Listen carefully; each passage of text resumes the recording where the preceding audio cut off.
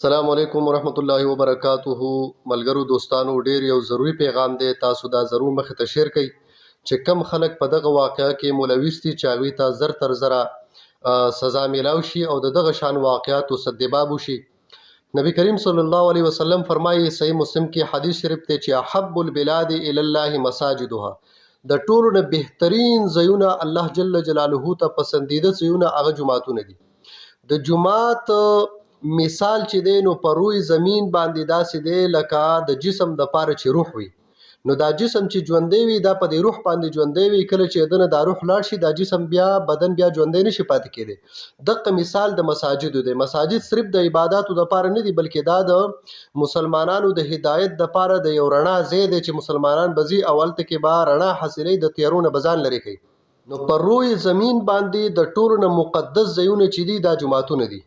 خو نن وګورئ چې مسلمانانو او بیا پښتنو د خپل د عبادت ځایونو نه د ډمتوب ځایونه جوړ کړل او په هغې کې ګډاګانې او پروګرامونه، غیر شرعي پروګرامونه په هغې کې شروع شو، د هغې ابتدا وشوه.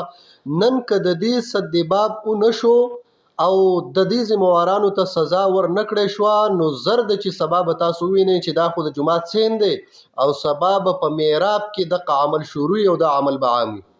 زمونږ د ټولو مسلمانانو بل اتفاق دغه پېښور کوارټ چې کوم یادېږي هغه طرف ته دا خبره منسوب ده چې دغه جومات تقدس پیمال شوی دی.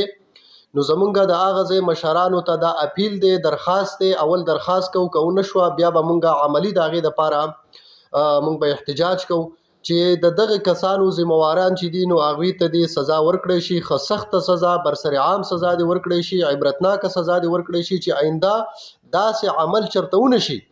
او که د دې سدباب ونه شو زما وروڼو واورئ، ورئ سبا له بعد دغه عمل په هر جومات کې دا پروګرامونه به د دغه دیرونه او د دغه ډمانو به د دغه خپل ځایونو نه زمونږ پاک ځایونه د عبادت ځایونه چې دي نو دا به یې جوړ کړي او دغه په عبادت په ځایونو کې به راځي او دغه شان پروګرامونه به کوي.